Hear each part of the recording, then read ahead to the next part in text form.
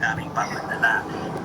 Ganun din po yung pangalan. Kung minsan po, yung mga spelling po, Miss Annie, kung minsan nagkakaproblema tayo. So, it's important, number one, para paghahanda, inyong pong record, pangalan, address ay tama po sa bangko. Pangalawa po, pwede ka ba? Ganun po katagal, Miss Annie. Kasi po, kami po ay pupunta pa sa korte. Papa-approve pa po namin na ito po ang nakolekta namin sa nagsarang bangko. Pong sabihin, ito po ang total na liquidation. Kanang kuan diyo, kanang first consolidated ba? Sinado na ba na ba na? Pambayad sa listahan na mga pinagkakawalangan ng pila po yan. Anong, At kami po ay pupunta sa korte pa wala mo lagi na para may ipapugong lagi. bago po natin to implement. So that process po will take 5 to 7 Ay, doon sa kuam. Akbang sa Insulang. Sir June, maraming salamat for finding time with us this morning. Si Sir June Villaret Jr., at Vice President for Corporate Affairs Group ng PTIC. Again, good morning, thank you, and keep safe. Good morning po.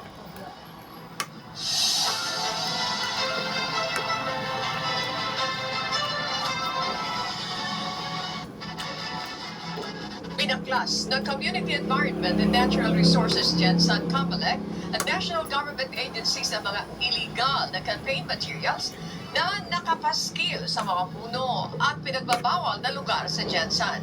Si Marie Perihon, pumahataw. Hataw, balita, ngayon!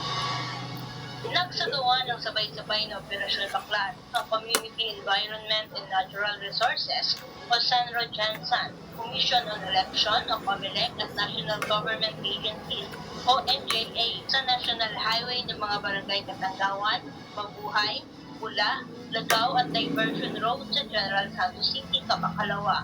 Ang operasyon ay nakasentro sa pagtanggal ng mga election campaign material na iligal na nakapaskil, lalo na sa mga puno at mga pinagbabawal na lugar. Nagpaalala naman ng Senro Gensan sa kahalagahan ng pagproprotekta sa kapaligiran ngayong eleksyon. Hinikayat din ang mga kandidato at mga taga-suporta na sumunod sa regulasyon at iwasan ang paglalagay ng campaign material kahit saang lugar, lalo na sa mga puno na maaaring magdulot ng pinsala at makapaligiran. Ang mga nakuhang campaign material ay turned over na sa COMELEC Gensan para sa tamang disposisyon ng mga ito. Marie Perihon, bumahataw sa balita ngayon. Ano mga kayo kuan og ganang mga poster ba? Kandidato nga ibutang sa mga kahoy. Akon ko no, ito pang-tang-tang. Layunin na hakbang na matiyag ang kaligtasan ng mga motorista, pasahero at mga bakasyonista na umuwi sa panahon ng summer vacation sa lalawigan. po natin at ang mga terminal po ng mga bus, jeep na labas-pasok sa ating lalawigan ay meron din po tayo mga nilalang personnel ng PNP. Maglalagay din ng mga checkpoint ang PNP sa bawat border control point na maglalabas-pasok sa lalawigan. Gagamitin ng pulisya ang higit 40 Tactical Motorcycle Riding Unit o TMRU na umiikot 24/7 sa iba't ibang bayan ng lalawigan para sa mabilis na pagresponde at agarang tulong. Samantala, una nang inanunsyo netong Miyerkules ng Police Regional Office o PRO3 na mayroong kabuang 1,484 na police personnel ang nakadeploy na sa Central Luzon. Naglalayon itong hadlangan ang mga kriminal na aktibidad at magbigay ng agarang tulong at kaligtasan ng publiko at matiyak ang kapayapaan at kaayusan sa panahon ng bakasyon. Dani Monar, humahataw sa balita ngayon.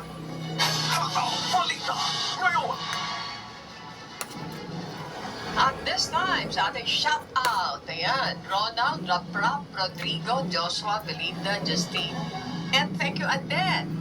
Arian, thank you, Arian, sa IT natin. Josa, sama natin si Alex Montesa, Josa Ibanez, Sam, Conrad, Aljan Lozano, si Bernie, at si Paraon, ayan, and of course si Edison, Iko. Diyan naman sa loob natin na rin si Carl, si Jericho, and Races.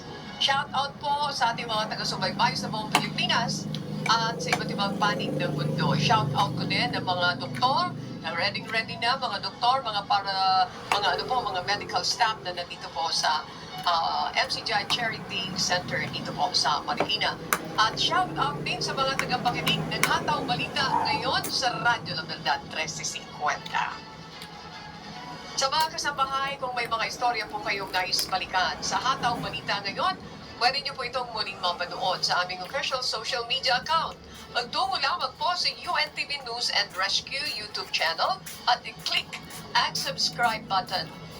Kayo din po sa aming Facebook at TikTok accounts, mapapanood nyo rin po rito ang iba pang news programs ng UNTV, pati na ang iba pang video na nag-isang public service channel. Kaya tara na, subscribe, like, and share. At sa aming ibabahaging mga salita ng Diyos na ating sandigan. Mula po sa awit 32:1, mapalad siyang tinatawad ng awit pagsalansan 32:1. Ito na awit. ng tinakpan Kuan man ang sa kasalanan. Biblia gyapon. Awit?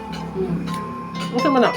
Kuan sa daang Old Testament. Morning din kay Grace at Mo ba? Janja. Ayan. Yan po ang umahataw na balita ngayong umaga ng Biyernes, ika-4 sa buwan ng Abril 2025. Sa gala ng lahat na bumubuo ng UNTV News and Rescue, UNTV, Radyo La Verdad 1350. At ang ating mga correspondent mula sa Pilipinas at sa iba't ibang panig ng mundo.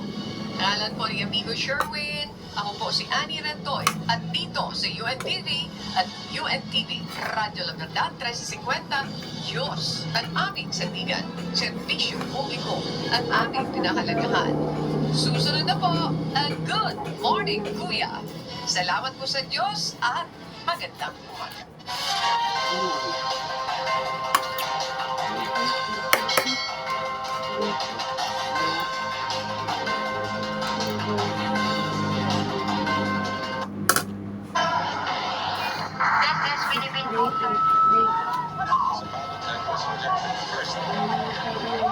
Live mula sa GMA Network Center, ito ang Favorite Oras.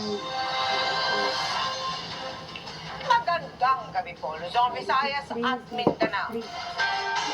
Sinagip mula sa naaktuhang online kalaswaan ang 7 na taong gulang na batang babae sa Los Baños sa Laguna. Ang bunggaw, mismong nanay ng biktima na ang kanyang katransaksyon ay mga parokyanong dayuhan umano. Arestado na ang nanay na posibleng parusahan ng habang buhay na pagkakakulong. Kung bakit niya ginawang pagkakitaan ng anak, alamin sa aking pagtutok. Exclusive.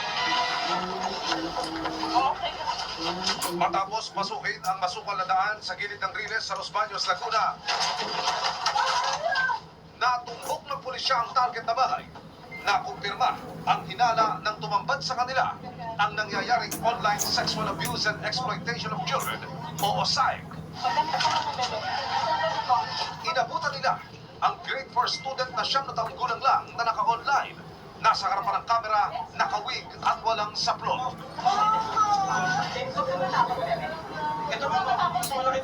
Agad siyang kinustudiyan ng mga pulis habang ang kanyang ina dinampot at binitbit agad sa Campo Grave. Ayon sa PNP Women and Children Protection Center, mismong ina ng bata ang nagbubugaw sa kanyang anak sa mga parokyano nitong dayuhan online. Hindi lang basta picture, kundi live stream. So, kung nakaschedule na yung live stream, sa kanya ipe-play actual kung anong pang-abuso ang ginagawa niya sa kanyang sariling anak. Gagamiting ebidensya ang mga na-recover sa raid tulad ng mga